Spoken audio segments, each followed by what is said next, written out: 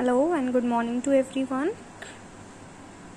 This is a story. The name of the story is that The Adventures of Tom Sawyer, and it is written by the Mark Twain. He was a very famous author. He was a very famous writer. So let us read something about him. Tom Sawyer, the author of The Adventures of the Tom Sawyer, was a famous American author and humorist. His real name was Samuel Langhorne Clemens. He was born in November 1835 and died in April 1910. So let us just read the story. In the story, The Adventures of the Tom Sawyer. So Tom Sawyer was a very naughty boy, and he is always doing something that if someone is there, then he or she will be punished. So let us start the poem. Let us start the chapter. Aunt Polly looked over her spectacles and called out as loudly as she could, "Tom, Tom." There was no answer. Dread that boy. Dread that boy means annoyed that boy. She muttered to herself. Means she like barbadana. Always up to some mischief. This time I am going to catch him for sure. She was muttering that this time I will catch him, whatever he was doing. She went to the window and called out again, "Yoo-hoo, Tom!" Just then she heard a scuffling sound behind her. Scuffling sound means something is moving around the place. She quickly turned around and grabbed a scuffy little boy in his collar. Scuffy means dirty.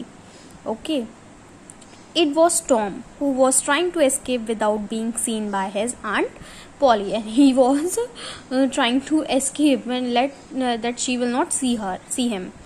"Aha, got you! Where have you masked Tom?" Aunt Polly shook Tom hard. "Where were you doing in the closet?" So after that, Nothing at all, protested Tom. Tom's opposing her auntie, that I am not doing anything. "I have only one just come from school." "What do you have on your face?" Aunt Polly demanded. "I don't know, Aunt," said Tom. "Well, if you don't, then I do. You have been stealing jam again. 100 times have I you not to put your greasy fingers into a jam jar. I am going to skin you alive," snapped Aunt Polly, holding tight on the Tom's shirt. "Look behind you, Aunt, quickly now," exclaimed Tom urgently. Tom said, "Auntie, please look behind urgently." Aunt Polly stood silent for a minute and then laughed to herself. "Dread that boy. I will never learn anything. It's the oldest trick in the book that I feel for," she said to herself. "Oh, but he is a dear boy after all, and all my dead sister's son too."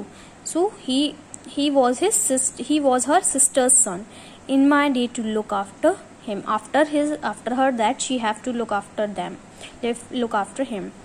I know he is going to play hooky this evening. Hooky this evening means stay away from the school, means bunk the school. I will just have to make work on Saturday. Aunt Polly loved Tom. She looked after him well, but she also made him work around the house to help her. Jim, a small colored boy, helped too, but Tom was always thinking of way to getting off without doing his course. That evening Tom did play hooky. He was whistling, walking around, looking other for fun and games. Suddenly he saw a boy he had never seen before. This was well dressed, too well dressed for Tom's liking. Here was just the person with whom he could pick a fidge. "Hey you," said Tom, cheekily. Cheekily means rudely. "I bet I can lick you." "You just try and see," retorted that boy angry way. He told in the angry way. "You just try and see that boy. Not just afraid." Soon the two boys were in a jolly fight. Tom struck the boy, and soon both of them were rolling and tumbling in the mud, snarling and scratching each other like cats. They pulled each other's hair and clothes, stretched each other's face, and enjoyed covering themselves with dust. They were playing, they torn their clothes, and